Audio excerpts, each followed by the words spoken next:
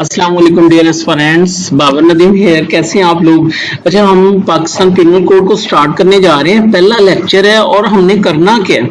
हमने करना ये है कि हमने जो है एक तो जो कंसेप्चुअल स्टडी हमने देखी है उसके लिहाज से हमने उस प्रोविजन को देखना है और उस कंसेप्चुअल स्टडी के साथ हमने क्या करना है कि प्रोपोजिशन की सूरत में भी उसको हल करना है। वो मैंने आपसे एक्सरसाइज करवानी है, ठीक है। अच्छा, जो कंसेप्चुअल स्टडी है वो मैं आपको बता चुका हूं कि कैसे उसके सेक्शंस और कैसे उसके इंग्रेडिएंट्स निकाल के, की पॉइंट्स निकाल के उसको आपने मेमोराइज करना है कि जी ये इसके जो है वो की पॉइंट्स हैं, ठीक है। फिर इसके अलावा मैंने आपको बताया हुआ है कि आपने साथ साथ अपना इंडेक्स बनाना है ताकि आपको वो चीज जो है वो एक स्कीम की सूरत में वो चैप्टर कहाँ से शुरू हो रहा है, कहाँ से एंड हो रहा है और वो हर सेक्शन का टाइटल एक स्कीम की सूरत में आपको जो है वो याद होता चला जाए, ठीक है। अच्छा, बात यह है कि टाइम बहुत कम है, तो मैं आज एक एक्सपेरिमेंट करने लगा हूं कि मेरे सामने बेर एक्ट है, मैं बेर एक्ट पढ़ूंगा और उसके साथ ही मैंने जो है वो मैंने अपने वो इंग्रेडिएंट्स ऑलरेडी नोट्स आपको दिए हैं, उसमें इंग्रेडिएंट्स बनाए हुए हैं। तो मैं उनको, आप पहले अपने बनाएंगे, इनको नहीं देखेंगे, फिर आप इनसे कंपेयर कर लेंगे। क्योंकि मैंने ये स्टूडेंट लाइफ में बनाए थे तो हो सकता है इनमें भी मिस्टेक हो, तो इन पे नहीं आपने जाना, आपने बेर एक्ट के ऊपर जाना है। लेकिन ये आपकी बड़ी हेल्प करेंगे और मेरे नोट्सों में आपको जो है वो ये भी फायदा होगा कि हर एक के साथ एक जो है वो इलस्ट्रेशन भी जो है वो लिखी होगी, ठीक है। तो हर सेक्शन के साथ में उसकी जो है वो एक इलस्ट्रेशन भी जो है वो लिखी होगी, ठीक है। तो अब हम करेंगे क्या? अभी मैं आपको कंसेप्चुअल लेक्चर दूंगा और फिर रात 8 बजे जो है हम लोग क्या करेंगे जी कि मैं आपको प्रपोजिशंस दूंगा और आपने ये लेक्चर पहले सुना होगा तो फिर आपने उसका क्या करना है, आपने उसका रिप्लाई करना है। तो इस तरह से हम जल्दी से जो है वो पीपीसी को क्या करेंगे, कवर करेंगे। ले जी, ये जर्नल एक्सेप्शन है, अपना इंडेक्स बनाएं जैसे आपको बताया हुआ था। चैप्टर 4 का जर्नल एक्सेप्शन लिखें और सेक्शन 6 लिखिए, इसका सिर्फ टाइटल जो है वो आप लिखिए, ठीक है।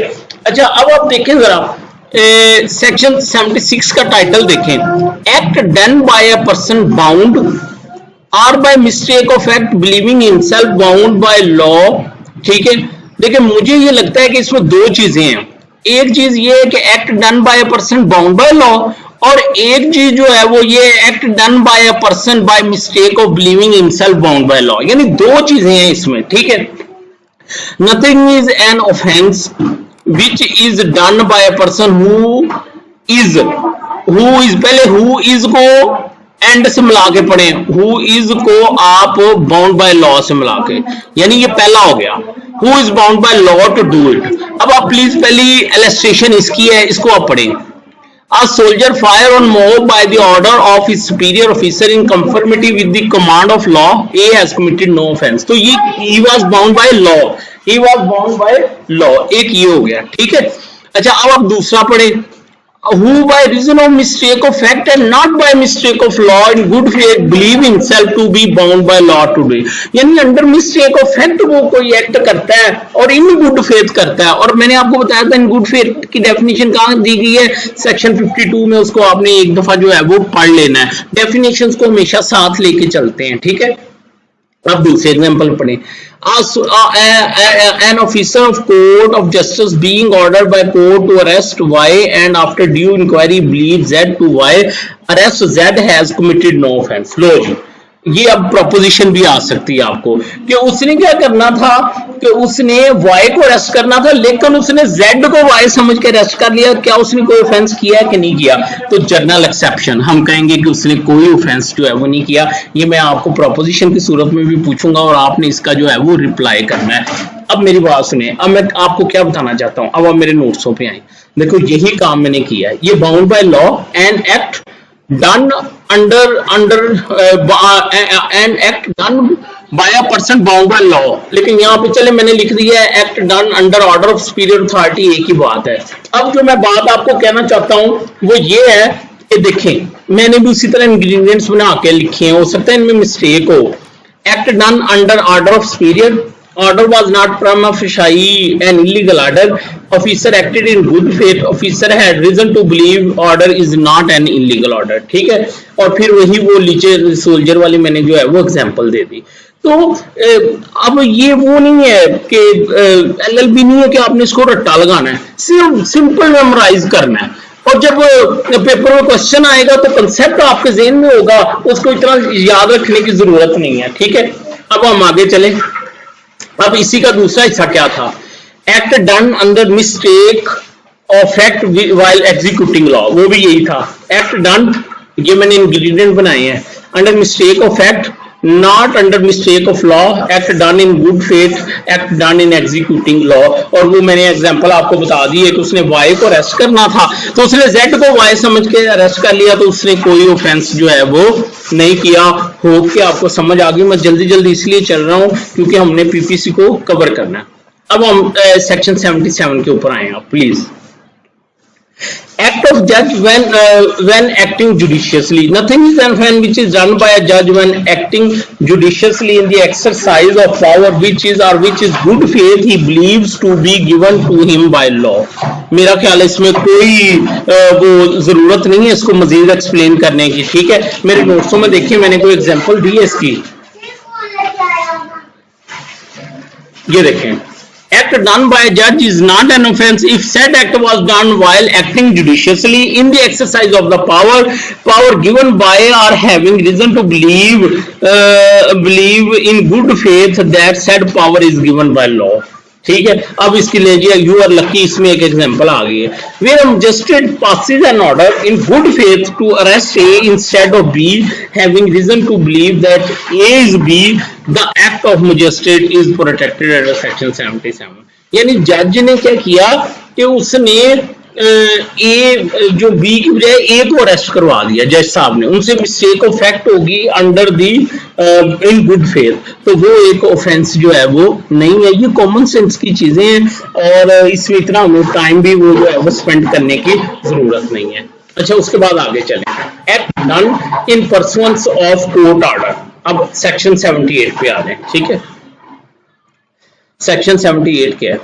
Act done pursuant to the judgment or order of the court. Nothing which is done in pursuance of or which is warranted by the judgment or order of a court of justice, if done while such judgment or order remain in force, is an offence, notwithstanding the court may have had no jurisdiction to pass such order, provided the person doing the act in good faith believed that the court had such jurisdiction.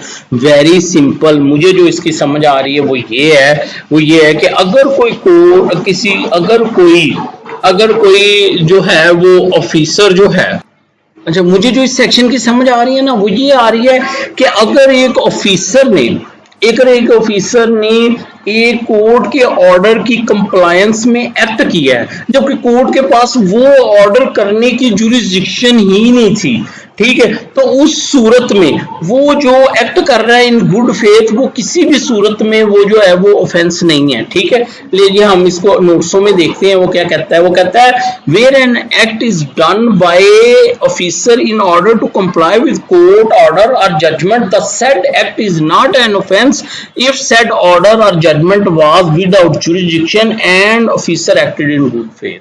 ठीक है, अब आप देखें वो क्या कह रहा है कि कोर्ट ने एक ऑर्डर कर दिया, वो कोर्ट के पास इख्तियार नहीं था कि वो ऑर्डर करे, ठीक है, और ऑफिसर ने उसकी इंप्लीमेंटेशन की है, तो ऑफिसर ने इस बुनियाद पे ऑफेंस नहीं किया कि वो ऑर्डर इलीगल था या वो अनलॉफुल था। पीछे जो हम पढ़ के आए हैं पीछे जो हम पढ़ के आए हैं वो ये था कि जज का खुद वो जो जज ने ऑफेंस नहीं किया वो ऑर्डर करते हुए वो जो इन गुड फेथ किया है। अब ये कि जो उस ऑर्डर को इंप्लीमेंट करवा रहा है उस इलीगल ऑर्डर को, लेकिन वो इन गुड फेथ है, वो भी ऑफेंस नहीं है। अब मैं इसकी मिसाल पढ़ूंगा ना तो आपको समझ आ जाएगी। A jailer who keeps and detain a person under the order of a magistrate having no jurisdiction to pass that order, the jailer is protected under section 78. देखो मजिस्ट्रेट ने एक ऑर्डर कर दिया, फर्ज करें वो मजिस्ट्रेट क्लास 3 था, उसके पास इख्तियार ही नहीं था या उसके पास जुरिस्डिक्शन ही नहीं थी, उसने डिटेन करने का ऑर्डर कर दिया, जेलर के पास आया, जेलर ने इंप्लीमेंट कर दिया इन गुड फेथ, तो बेशक वो मजिस्ट्रेट का ऑर्डर जो था वो विदाउट एनी विदाउट एनी यानी जस्टिफिकेशन था, लेकिन जेलर ने कोई ऑफेंस नहीं किया। पिछला जो सेक्शन था 77 वो जज को प्रोटेक्ट कर रहा था, और जो सेक्शन 78 है वो उस ऑर्डर को इंप्लीमेंट करवाने वाले को जो है वो प्रोटेक्ट कर रहा है। होप कि आपको मेरी बात की जो है वो समझ आ गई।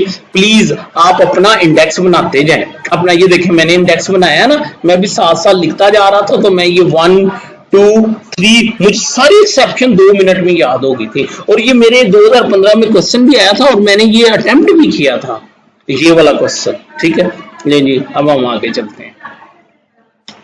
हाँ, नेक्स्ट ले जी, अब हम करते हैं section 79। Act done by a person justified और by mistake of act believing himself justified by law. कहता है nothing is an offence which is done by any person who is justified by law or who by reason of mistake of fact and not by reason of mistake of law in good faith believes himself to be justified by law in doing so।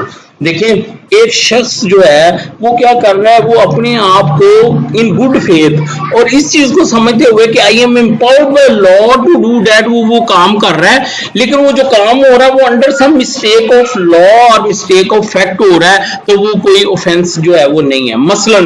मसलन एक police officer था, उसने क्या किया, उसने किसी को जो है ना, किसी को यानी फायर करते यानी एप्रीहेंशन ऑफ मर्डर किसी को देते हुए देखा, तो चूंकि वो लॉ ऑफिसर था उसने उसको रोका, उसको पकड़ा, उसको अरेस्ट कर लिया। बाद में पता चला कि वो जो बंदा जो मसलन यानी फायर वगैरह कर रहा था वो तो सेल्फ डिफेंस में सब कुछ कर रहा था।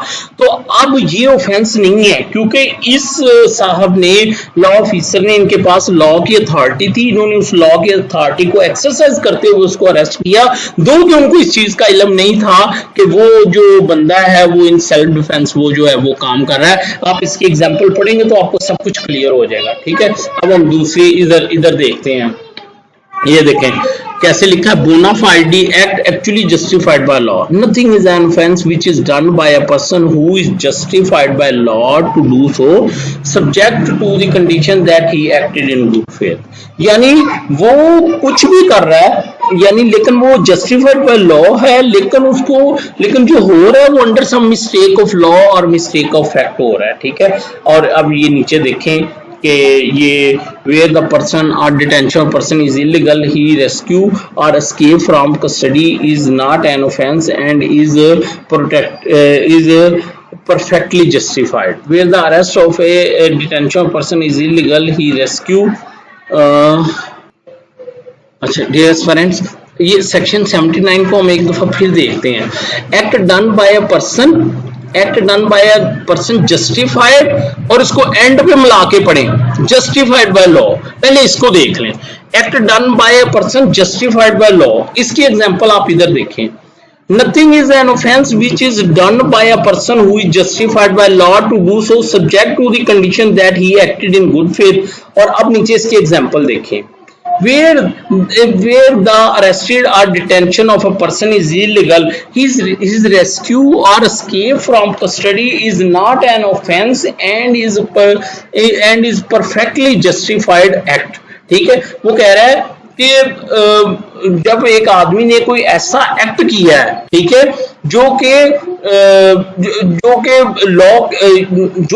बाय लॉ जस्टिफाइड है, क्योंकि उसको जो डिटेन किया गया था वो इलीगल था, वो इलीगल डिटेंशन में था, तो अगर उसने वो रेस्क्यू कर गया वहां से तो वो कोई ऑफेंस नहीं है। वेयर द अरेस्ट और detention of a person is illegal, his rescue और escape from custody is not an offence and is perfectly justified act. ठीक है, अब हम 79 का दूसरा हिस्सा देखते हैं। अब ये है an act done by a person, अच्छा, person by mistake of act believing himself justified by law. अब ये वो वाली मिसाल थी जो मैंने ये नीचे भी आपको जो है वो एग्जांपल दी है, और इधर मैंने नीचे जाके इसी के 79 का मैंने जो है वो दो हिस्से किए, और यहाँ मैंने लिखा bona fide act done under mistake of act believing that it is justified act. वही जो मैं आपको एग्जांपल बार बार जो है वो आपको दे रहा हूँ, वो क्या एग्जांपल है, चलो क्या हो ये where A saw firing at B by C, A opened fire at C to save B. It is a justified act though C was exercising his right of self defense. ले जी कि ए जो था वो पुलिस ऑफिसर था या whatsoever था, उसने क्या किया कि किसी को जो है ए को सी पे फायर करते देखा, ठीक है। तो उसने क्या किया जी, ए saw firing at B by C, A opened fire at C to save the B. It is a justified act though C was exercising his right of self defense. Regardless इसके कि C जो fire कर रहा था वो self defence में कर रहा था, अगर A ने B को बचाने के लिए फायर कर दिया है तो वो कोई ऑफेंस नहीं है। आप देखें इसी तरह की आपको प्रोपोजिशन आनी है, यही मैंने आपको प्रोपोजिशन देनी है, आपने मुझको क्या करना है कि जी प्रोपोजिशन जो है वो आपने सॉल्व करके दिखानी है, ठीक है। अब मैं अगेन कहूंगा अपना इंडेक्स बनाते जाएं। देखें अभी मैंने कहा था वो इंडेक्स जो हम डिस्कस कर रहे थे, ये देखें, ये सबसे पहले क्या था, हमने देखा था 76 के दो हिस्से थे, एक था act done by a person bound by law, वो 1 था, और एक था act done under mistake of fact, ठीक है। इसी तरह जो हमने लास्ट अभी पढ़ा सेक्शन 79, इसके भी दो हिस्से हैं, bona fide act actually justified by law और एक bona fide act done under mistake of fact, ठीक है। तो उसके बाद 77 क्या था, एक्ट जज का अपना एक्ट, और यहाँ चौथा क्या था कि उसकी एग्जीक्यूशन, कोर्ट की एग्जीक्यूशन का ऑर्डर में जो एक्ट डन होगा वो भी किस में आएगा, वो जनरल एक्सेप्शंस में आएगा, वो उसमें फॉल नहीं करेगा। होप कि आपको मेरी बात जो है वो समझ आ गई। अब हम जो है वो आगे चलते हैं, ठीक है। अच्छा जी, अब हम आगे चलते हैं सेक्शन 80 के ऊपर, accident in doing a lawful act. अच्छा मैं आपको एक और मजे की बात बताऊं, एक दफा सेक्शन को पढ़ना है, नहीं समझ आती तो एग्जाम्पल को पढ़ना है, सेक्शन को पढ़ना है, एग्जाम्पल को पढ़ना है, फिर सेक्शन को पढ़ना है, तो फिर आपको ज्यादा समझ आएगी। मसलन सेक्शन 80 कहता है nothing is an offence which is done by accident और misfortune and without any criminal intention और knowledge in doing of a lawful act in lawful manner by lawful means and with proper care and caution, ठीक है। अब ये आपने पढ़ लिया, जितनी भी समझ आ गई ओके। अब आप इसके इंग्रेडिएंट लिख लें, जो मर्जी कर लें। अब आप इलस्ट्रेशन देखें, is at work with the hatchet, the head flies off and kill a man who is standing by. Here if there was no want of proper caution on the part of A's act is excusable and not by an offense. देखिए एक शख्स था, वो कुल्हाड़े के साथ क्या कर रहा था, लकड़ी काट सर रहा था, काम कर रहा था, पास ही एक शख्स खड़ा था, ठीक है ना। वो उसका वो आगे से कुल्हाड़ा सा जो है वो उतरा जब वो मसलन काम कर रहा था, और वो जाके तो जो है उस शख्स को लगा और वो शख्स जख्मी हो गया या वो मर गया ना, जिस शख्स को लगा। अब उसकी क्रिमिनल इंटेंशन भी नहीं थी, ठीक है, और वो मिसफॉर्चून था, अचानक हुआ। और प्रॉपर क्वेश्चन से मुराद ये है कि उसको यानी उसने जानबूझ के भी ये नहीं किया कि ये बंदा यहाँ पे खड़ा होगा, या वो नेग्लिजेंस भी उसके पार्ट पे नहीं थी कि यार मैं इसको, ये पास खड़ा है तो मैं इसको कहूँ कि यार दूर हो जो तुम्हें लग ना जाए, ठीक है। तो यानी उसने अपनी तरफ से वो पूरे ध्यान के साथ अपना काम जो था वो कर रहा था, लेकिन मिसफॉर्चुनेटली वो उसको जाके लगा तो उसका जो है वो उसका जो है वो मर गया। तो वो एक ऑफेंस नहीं है, वो किसमें करेगा, वो फाइल करेगा किसमें, जनरल एक्सेप्शन में। तो डियर एक्सपेरेंट्स ये फिर आपको आ सकता है, ये बड़ा ही इंपॉर्टेंट है, ये आपको प्रोपोजिशन की सूरत में आ सकता है। अब आप नोट्स देख लें, accident in doing a lawful act, nothing is an offense which done by accident or misfortune without criminal intention or knowledge in the doing of lawful act or by lawful manner by lawful means and with proper care and caution, ठीक है। Hope कि आपको मेरी बात भी समझ आ गई। नीचे वही वो जो एग्जांपल हमने पढ़ी है वही वो जो है वो बता रहा है। ले जी अब हम जो है वो नेक्स्ट अगला जो सेक्शन है उसकी तरफ चलते हैं। अच्छा जी, अब हम आगे चलते हैं। सेक्शन 81 क्या कहता है, कहता है act likely to cause harm but done without criminal intention and to prevent other harm, ठीक है। वो कह रहा है कि एक एक्ट हुआ है, ठीक है, जो एक्ट बेशक ऐसा है जिससे दूसरे को नुकसान हो सकता है, लेकिन कोई क्रिमिनल इंटेंशन नहीं थी, और मकसद क्या था, एक और हार्म को जो है वो सेव करना। तो उस सूरत में जो एक्ट हुआ है वो किसी भी सूरत में वो जो है वो ऑफेंस नहीं कहलाएगा। आप प्लीज इसमें जो इसकी दूसरी एग्जांपल है ना उसको आप देखिएगा। वो कहता है इन ए ग्रेट फायर, क्या है जी, आग लगी हुई है। तो pull down houses in order to prevent the conflagration from spreading, यानी आग है तो इस नजरिए के साथ कि ये आग फैले ना, कुछ घरों को गिरा दिया गया है, प्रॉपर्टी का नुकसान हो गया है। He does this with the intention of good faith of saving human life or property. Here if he found that the harm to prevent was of such nature so imminent as to excuse his act, is not guilty of the offense। यानी वो वाकई उस वक्त उस चीज की जरूरत थी कि वो उसने जानबूझ के नहीं गिराए, किसी से बदला लेने के लिए, वो वाकई आग इस तरह फैल रही थी कि उसके अलावा कोई हल भी नहीं था उसके पास। तो उस सूरत में उसका जो एक्ट होगा वो किसी भी सूरत में जो है वो ऑफेंस जो है वो नहीं वो करेगा। तो अब आप इसके इंग्रेडिएंट्स भी जो है वो बना सकते हैं। मैं इसको पढ़ देता हूँ। Nothing is an offence merely by reason of its being done with the knowledge that it is likely to cause harm, if it is done without any criminal intention to cause harm and in good faith for the purpose of preventing the avoiding other harm to the person or property। अच्छा, it is a question of fact in such a case whether harm to be prevented or avoided was of such a nature and so imminent to, यानी क्या वाकई वो मौके की जरूरत थी, वो जो उसने जो एक्ट किया है, वो कह रहा है ये क्वेश्चन ऑफ फैक्ट है, ये शर्तों के बाद जो है वो डिसाइड होगा। ये अब मैं इसके इधर आ जाए, इसे में देखें अंडर नेसेसिटी। ये क्या कह रहा है जी, ये कह रहा है जी according to section 81 nothing is an offence if it is done without, वही जो मैं कह रहा हूँ इंग्रेडिएंट क्या है, no intention to cause criminal harm, act done in good faith in avoid to another harm. और फिर इसमें एक ये भी लिखें कि there was so eminent apprehension और डेंजर, कि कुछ सिचुएशन भी ऐसी थी कि वो करना उसकी जो थी वो क्या थी, वो मजबूरी थी। ठीक है, और फिर वो जो इलस्ट्रेशन है वो आप यहाँ पे देखिएगा। अच्छा, एक क्वेश्चन आ जाता है नेसेसिटी और कॉन्सेंट में डिफरेंट का। तो नेसेसिटी जो है वो हमने जो है वो देख लिया है। तो हम एक नज़र जो है वो ये कौन सा सेक्शन था, आई थिंक ये सेक्शन 81 था। ठीक है, ये 81 था। तो अब हम जो है वो उसको देखते हैं। अच्छा डियरेस्ट फ्रेंड्स, मैं बिजी हूँ, तो बाकी मैं इंशाल्लाह कोशिश करूँगा कि बाकी भी सेक्शन जो है वो मैं जल्द से जल्द जो है वो आपको इस तरह से लेक्चर जो है वो अपलोड करूँ, और उसके बाद फिर हम प्रोपोजिशंस की जो है वो एक्सरसाइज करते हैं।